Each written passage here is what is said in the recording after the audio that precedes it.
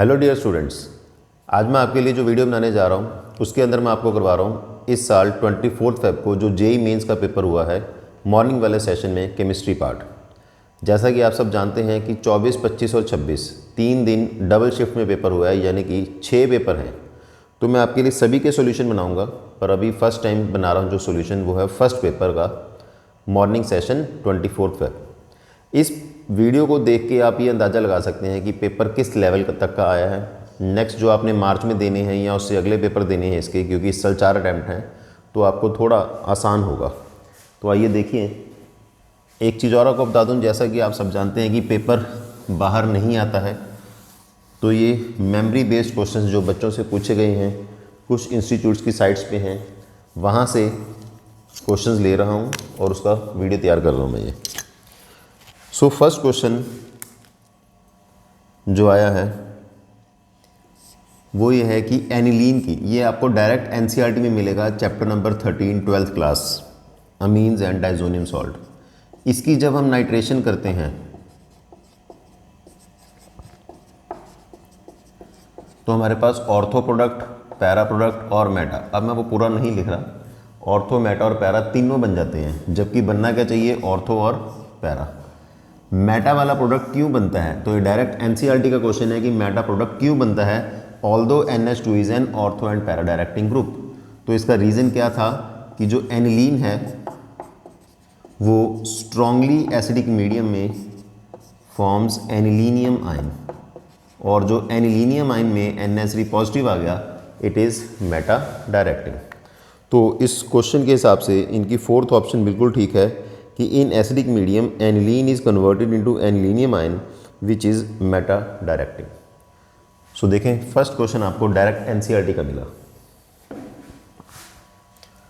Second question जो है इसके अंदर वो है based on phthalein test. Alcohol phenol ether chapter के अंदर आपने एक रिएक्शन पढ़ी होगी, टू प्रिपेयर फिनोफ्थलीन, जो कि एक इंडिकेटर है। अब फिनोफ्थलीन की रिएक्शन क्या है, आपको क्या चाहिए, phthalic anhydride plus phenol. Phthalic anhydride ये होगा, ये क्वेश्चन में गिवन आया है,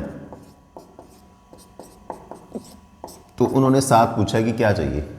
अब जो फिनोल है उन्होंने 4 जो फिनोल दी हुई हैं उसमें से आपको चूज़ करना है कि कौन सा आंसर सही है। मैं आपको चारों ऑप्शन बना देता हूँ एक बार।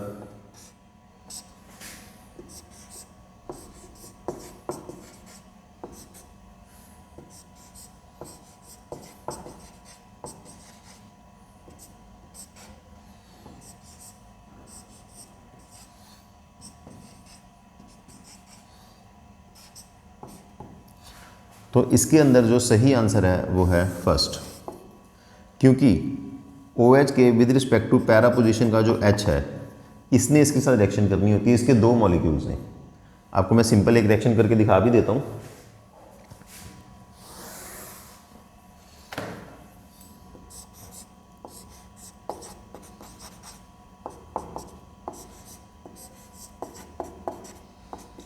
इन प्रेजेंस ऑफ कॉन्सेंट्रेट H2SO4, बस इसमें से वाटर बाहर आ गया, ये जुड़ जाएगा।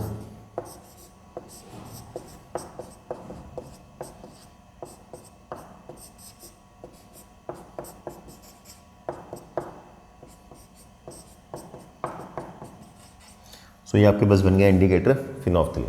तो इसके लिए आपको क्या चाहिए, 2 मॉलिक्यूल फिनोल के। अब ऑप्शन में फिनोल के साथ एल्काइल ग्रुप भी लगाए हो, तो आपको ये देखना है कि उसकी पैरा पोजीशन खाली हो। थर्ड क्वेश्चन बिल्कुल ओरल क्वेश्चन है, ये आपको बायोमॉलिक्यूल चैप्टर की एनसीईआरटी में मिलेगा। आप ये भी नोट कर सकते हैं, मैं आपको साथ साथ ये भी बोल रहा हूँ कि कौन सा किस चैप्टर का है, 12th का है, 11th का है। अभी तक जो आपने 2 क्वेश्चन किए वो दोनों 12th के थे, ये जो आप थर्ड क्वेश्चन कर रहे हो ये भी 12th का ही है। ये मैं आपको डायरेक्ट सुनाई देता हूँ। Which force is responsible for stacking of alpha helix structure of protein. So protein का स्ट्रक्चर आपने पढ़ा होगा, primary, secondary, tertiary and quaternary. Secondary के अंदर आपने 2 पढ़े होंगे, alpha helix and beta pleated. Alpha helix के अंदर जो फोर्स स्टेबलाइज करती है that is intra molecular hydrogen bonding. तो इनकी जो ऑप्शन है उन्होंने इंट्रा तो नहीं दिया हुआ, सिंपल हाइड्रोजन बॉन्डिंग दिया हुआ है। नेक्स्ट क्वेश्चन जो है फोर्थ, ये +1 एनवायरनमेंट केमिस्ट्री का क्वेश्चन आया है। The gas evolve during the anaerobic degradation of vegetable matter which causes cancer. तो इसका आंसर आएगा मीथेन।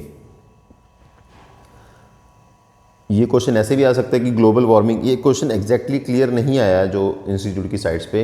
इसमें ये भी पूछ सकते थे वो कि ग्लोबल वार्मिंग में कौन सी गैस आएगी, तब भी मीथेन।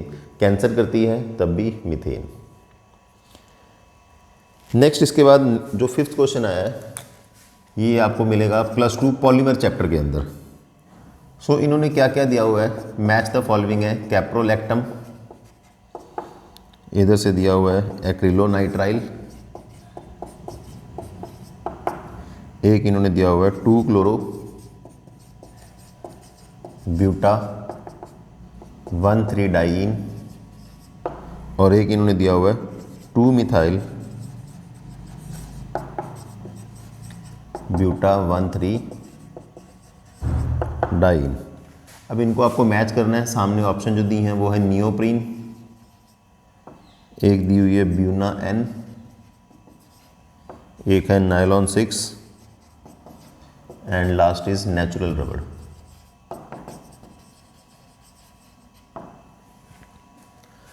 तो कैप्रोलैक्टम, नायलॉन 6, 2-मिथाइल ब्यूटा 1,3 डाइईन, 2-क्लोरो ब्यूटा 1,3 डाइईन, एक्रिलोनाइट्राइल आएगा buna N। Buna N is buta 1,3 diene, sodium and acrylonitrile. So बहुत इजी क्वेश्चन था ये। सिक्स्थ क्वेश्चन को आप कह सकते हैं +2 का ही कह सकते हैं। ये सिंपल, इसके अंदर आपने HCl डाला।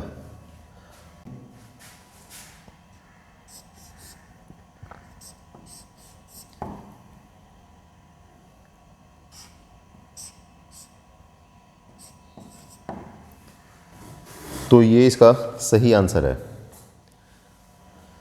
सही आंसर के अंदर बस आपको क्या लगाना है, कार्बोकेटाइन विद रीअरेंजमेंट।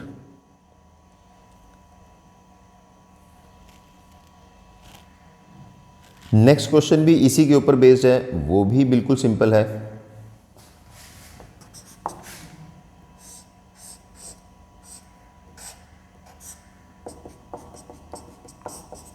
इसके अंदर आपको करनी है एडिशन विद रीअरेंजमेंट। उसके अंदर भी करनी थी विद रीअरेंजमेंट, इसके अंदर भी विद रीअरेंजमेंट। तो शिफ्ट हो जाएगी इसके अंदर।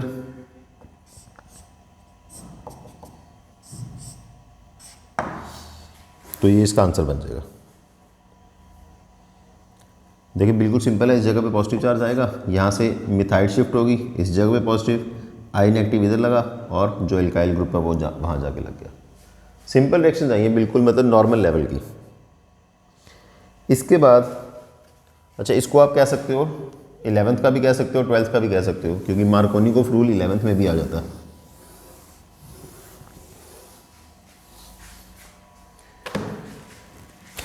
नेक्स्ट क्वेश्चन जो आपके पास आया है वो ये है कि इसके अंदर आपको डालना है dilute KMnO4 eight 273 kelvin.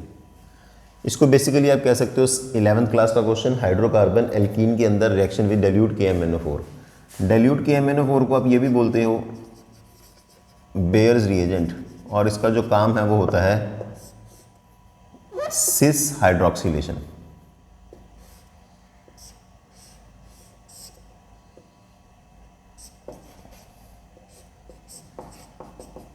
Simply सिस हाइड्रोक्सिलेशन। तो इन्होंने ये दिया है कि ये जो बना उसके बीच में इन्होंने डाल दिया क्रोमियम ट्राइऑक्साइड।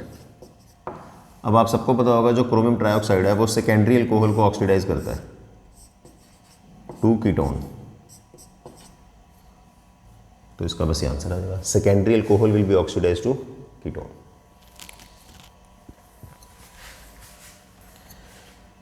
नेक्स्ट इसके बाद जो 8th क्वेश्चन आया है इसको आप कह सकते हो 12th क्लास का। ये आया है ग्रिग्नार्ड रिएजेंट का।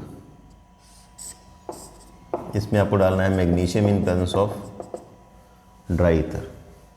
सो जब आप मैग्नीशियम डालेंगे तो इसका क्या बनेगा, RX है ये, एक मैग्नीशियम के साथ रिएक्शन होकर बनेगा इसका RMgX। R पार्ट नेगेटिव, यानी कि ये नेगेटिव इसके ऊपर अटैक करेगा और ये आपके पास बन जाएगा साइक्लोप्रोपेन। सो ये भी एक इजी क्वेश्चन है, बट कुछ बच्चों को शायद हो सकता है डिफ़िकल्ट लगे। अदरवाइज़ अभी तक जो मैंने करवाए हैं 9 क्वेश्चन, उनमें से एक ये कह सकता हूँ कि शायद एक अपर लेवल का है, अदरवाइज़ 9 के 9 बिल्कुल आसान आए हैं। इसके बाद 10th क्वेश्चन जो आया वो है मेमोरी बेस्ड। आपको हर बुक के अंदर +1 हाइड्रोकार्बन, फिर से हाइड्रोकार्बन आ गया ये, इसके अंदर इन्होंने दिया हुआ है कि आपके पास है एल्केन, प्रोपेन दिया हुआ है और आपको बनाना है एल्डिहाइड। तो इसकी कैटालिटिक ऑक्सीडेशन करनी है, तो आपको कौन सा कैटलिस्ट डालना है। तो इसमें आपको आंसर तो चलो मैं आपको सीधा बता देता हूँ। वैसे आपको ये पता होना चाहिए कि अगर आप कॉपर ट्यूब में हीट करते हैं at high temperature and under pressure, तो इसके अंदर जो प्रोडक्ट बनता है दैट इज़ एल्कोहल। अगर आप यूज़ करते हैं मोलिब्डेनम ऑक्साइड, तो इसके अंदर जो आपका क्वेश्चन है वो आंसर आएगा एल्डिहाइड। और अगर आप इसके अंदर डालते हैं सिल्वर ऑक्साइड, तो आपका बनेगा कार्बोक्सिलिक एसिड।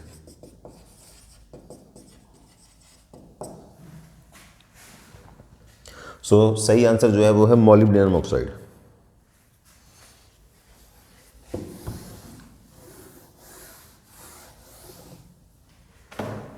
नेक्स्ट क्वेश्चन जो इसके अंदर है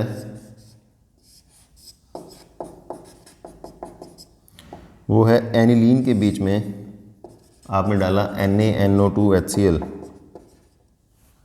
और साथ में डाला KCN। तो आपको ये बताना है कि इसमें क्या बनेगा। NaNO2HCl से बनेगा डाइजोनियम, डाइजोनियम से CuCN, KCN से बनेगा ये साइनाइड।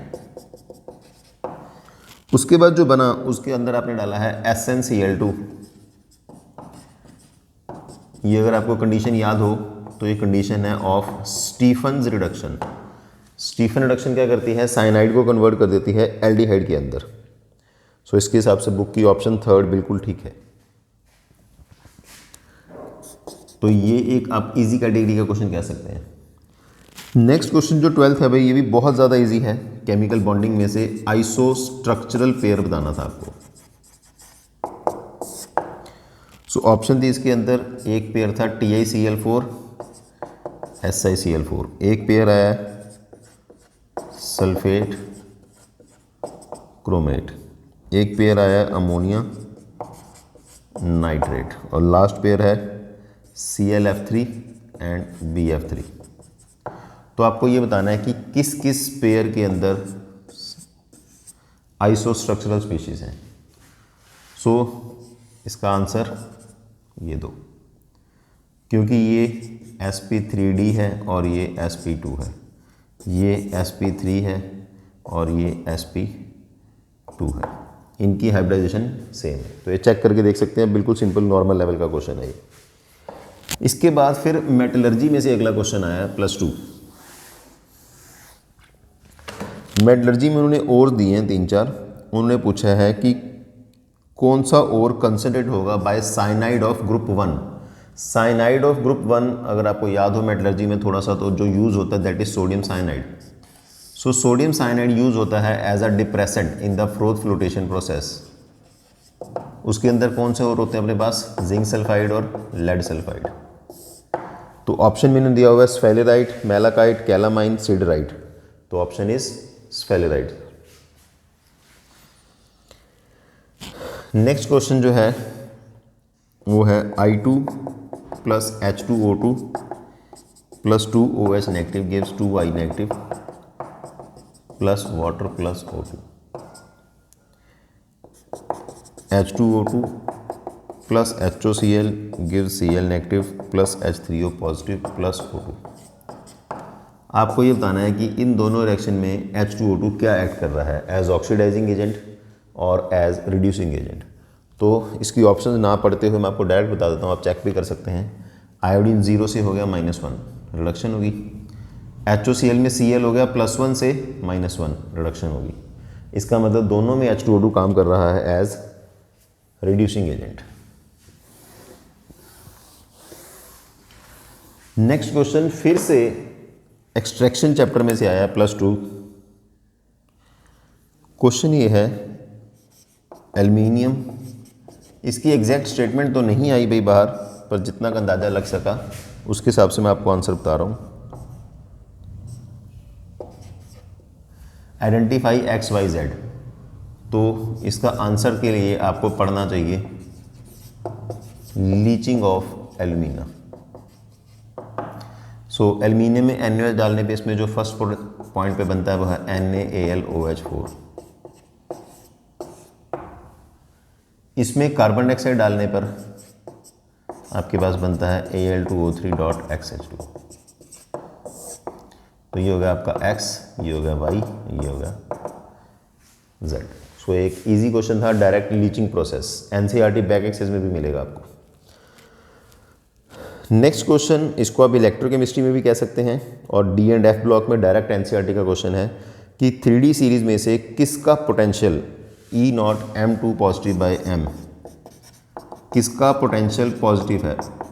तो एक ही है, कॉपर। तो ये बहुत ज़्यादा आसान क्वेश्चन आ गया। इसके बाद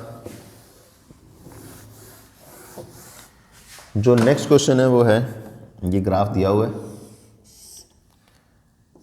surface chemistry, Freundlich adsorption isotherm का log P, ये होता है 1/n। तो एक बार ये इसका मैं आपको बैकग्राउंड बता दूँ। इक्वेशन थी अपने पास x/m is equal to Kp power 1/n, जिसमें 1/n लाई करता है 0 और 1 के बीच में। अगर आप दोनों तरफ log लेंगे तो log of x/m is equal to log of k plus 1/n log of p। तो इस ग्राफ की स्लोप क्या है? 1/n। तो क्वेश्चन में बस इन्होंने ये पूछा हुआ है कि ग्राफ की स्लोप क्या है और उसकी वैल्यू किसके बीच में लाई करती है? 0 to 1। नेक्स्ट है कंपोजिशन ऑफ गन मेटल। ये फिर से एक्सट्रैक्शन चैप्टर का है। वैसे एक्सट्रैक्शन चैप्टर में गन मेटल कहीं नहीं दिया हुआ, ये आपको मिल सकता है D एंड F ब्लॉक के अंदर, एलॉयज जहाँ एग्जाम्पल है वहाँ मिल सकता है। तो गन मेटल की कंपोजिशन थोड़ा सा क्रैमिंग वाला क्वेश्चन आ गया, कॉपर, जिंक और टिन। नेक्स्ट क्वेश्चन फिर पीरियोडिक प्रॉपर्टी +1। फिर से बहुत आसान क्वेश्चन है, आपको अरेंज करना है just magnesium, aluminium, silicon, phosphorus and sulphur in correct order of their first ionization potential. तो फॉस्फोरस सल्फर में से फॉस्फोरस की ज़्यादा आएगी क्योंकि वो group 15 stable half field configuration है। इसके बाद सिलिकॉन, मैग्नीशियम और एल्युमिनियम में से मैग्नीशियम की ज़्यादा होगी because of penetration effect. S electrons, S orbital is more penetrating towards the nucleus. इसके बाद जो नेक्स्ट क्वेश्चन, ये बहुत ही सिंपल आया है, एसेट रिडॉक्स चैप्टर का।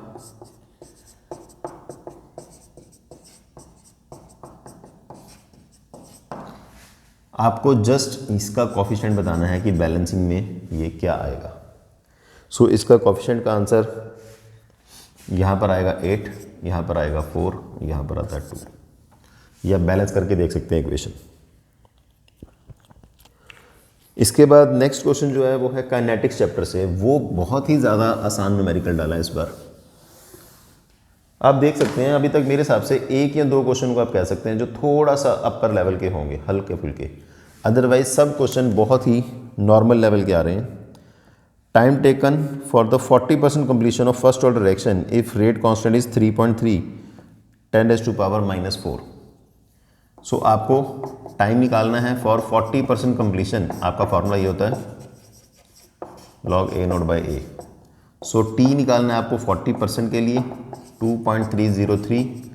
K की वैल्यू आपको गिवन है 3.3 10⁻⁻⁴। log 40% कंप्लीशन मीन्स बचेगा कितना आपके पास? 60। तो सारी वैल्यूज़ दे रखी हैं। आंसर इसका सॉल्व करके आ रहा है 1535 सेकेंड्स। सो बिल्कुल सिंपल, डायरेक्ट वैल्यूज पुट करने का न्यूमेरिकल आया है। इसके बाद जो नेक्स्ट न्यूमेरिकल आया है ये आपको +1 थर्मोडाइनमिक्स में भी मिल जाएगा एनसीईआरटी के अंदर, और +2 इलेक्ट्रोकेमिस्ट्री में भी मिल जाएगा कि ये केमिकल रिएक्शन है जिसके लिए equilibrium constant is 100 at 300 kelvin. Find delta G. So delta G is -2.303 RT log of Kc. Sorry, delta G naught is. So delta G naught is -2.303. उन्होंने आंसर पूछा in terms of R, T log of Kc. log Kc log 100 हो गया, बस इसको solve कर दीजिए, answer आ जाएगा। तो इसका आंसर इसके हिसाब से है 1380 R।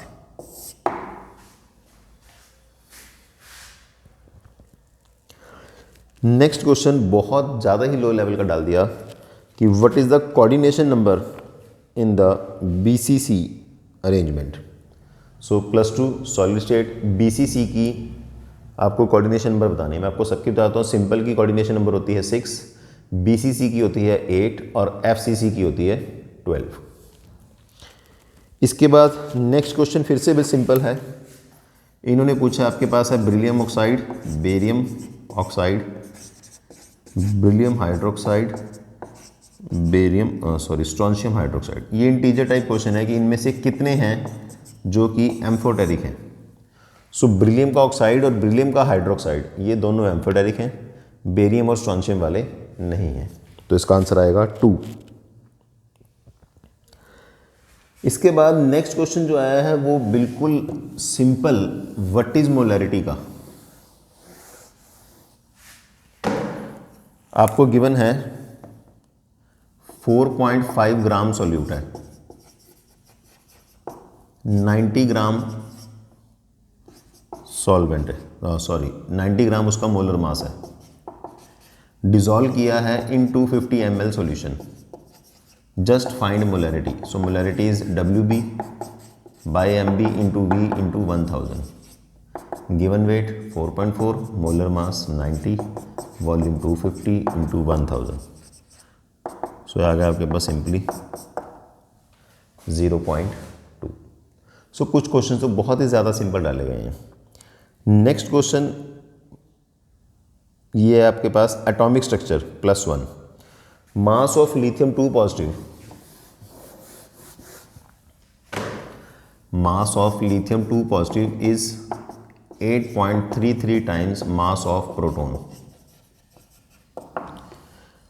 Both are accelerated through same potential difference. इसका पोटेंशियल डिफरेंस और उसका पोटेंशियल डिफरेंस वो सेम है। तो आपको निकालनी है ratio of de Broglie wavelength. So lambda का फॉर्मूला अगर आपको याद हो वो था H/√2MEV। So lambda of lithium over lambda of proton is, ये बन जाएगा आपके पास 2MEV/2MEV। बस यहाँ पर आ जाएगा प्रोटॉन, प्रोटॉन यहाँ पर आ जाएगा लिथियम, लिथियम। तो पोटेंशियल दोनों का सेम है, मास का फर्क है कितना 8.33, और दूसरा चार्ज लिथियम पे चार्ज कितना आ जाएगा 3। तो बस 8.33 को 3 से मल्टीप्लाई करोगे, ये बनेगा आपके पास 25, 25 का अंडर रूट करोगे, आंसर आ जाएगा 5। सो ये सिंपल इंटीजर टाइप क्वेश्चन है, उसके अंदर आंसर आ जाएगा आपका 5। अगर आप रेशो रिवर्स कर दोगे तो आंसर आ जाएगा 0.2। सॉरी, इन्होंने बुक वालों ने जो किया हुआ है, इन्होंने किया 2 आंसर दिया हुआ है। डिवाइड करके आप सॉल्व करके देख सकते हैं एक बार। ये बनेगा आपके पास नीचे 8.33 इंटू 3, सो 1/5। 1/5 का मतलब 0.2, 0.2 का मतलब 2 इंटू 10⁻⁻1। तो उन्होंने इंटीजर में पूछा है कि 10⁻⁻1 के आगे कोएफिशिएंट कितना आएगा, तो इसका आंसर आ जाएगा 2। इसके बाद और एक न्यूमेरिकल और है, इसकी ना स्टेटमेंट एग्जैक्टली क्लियर नहीं है,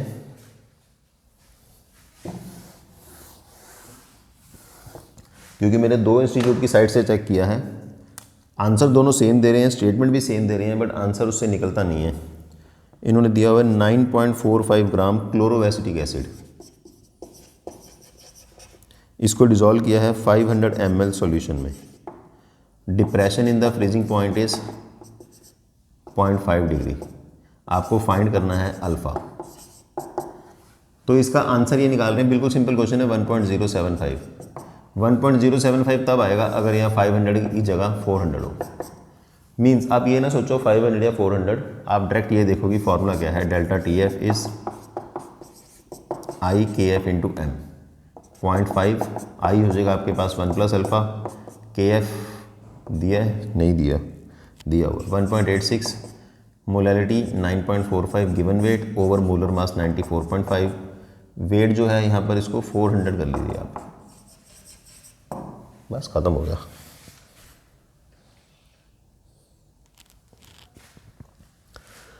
इसके बाद जो मेरे ख्याल से लास्ट क्वेश्चन वो है कोऑर्डिनेशन कंपाउंड का, और ये थोड़ा सा अनएक्सपेक्टेड क्वेश्चन है, बहुत ज़्यादा एक्सपेक्टेड नहीं है। कोऑर्डिनेशन में से जनरली आप एक्सपेक्ट करेंगे क्वेश्चन फ्रॉम CFT या फिर VBT। ये आ गया, इन्होंने दिया स्टेबिलिटी ऑफ कॉम्प्लेक्स कि कॉपर 2 पॉजिटिव प्लस अमोनिया, ये 4 स्टेप दिए हुए इन्होंने, स्टेप वाइज स्टेबिलिटी कांस्टेंट। फिर इसके अंदर एक और अमोनिया डाल के बनेगा CuNH3 ट्वाइस 2 पॉजिटिव, फिर थ्राइस, फिर 4 टाइम। सबके लिए आपको दिया हुआ है K1 K2 K3 and K4। आपको ये निकालना है डिसोसिएशन कांस्टेंट। जो स्टेबिलिटी कांस्टेंट है बीटा, वो होता है K1 into K2 into K3 into K4, यानी कि आपको इन 4 वैल्यूज़ को मल्टीप्लाई करना है। ये वैल्यूज़ हैं आपके पास 10⁴, 1.58, 10⁵, 5 इंटू 10⁻², और 10⁻²। चारों को मल्टीप्लाई करोगे आपके पास आ जाएगा बीटा। बीटा आ रहा है 5 4 9 2 11 2 13 15, तकरीबन 7.5 10⁻13। इसको सॉल्व करके देख लीजिए आप।